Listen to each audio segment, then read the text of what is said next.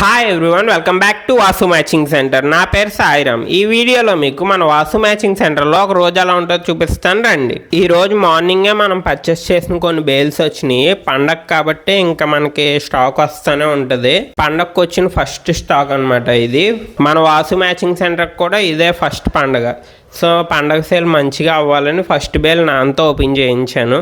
తర్వాత బేల్స్ అన్ని గోడౌన్కి షిఫ్ట్ చేసి 1 by 1 ఓపెన్ చేసాం. ఈ లేటెస్ట్ కలెక్షన్ అంతా మీకు నేను ఇన్స్టాగ్రామ్ పేజ్లో అప్డేట్ చేస్తాను. సో మన వాసు మ్యాచింగ్ సెంటర్ పేజ్ని ఫాలో అయిపోండి.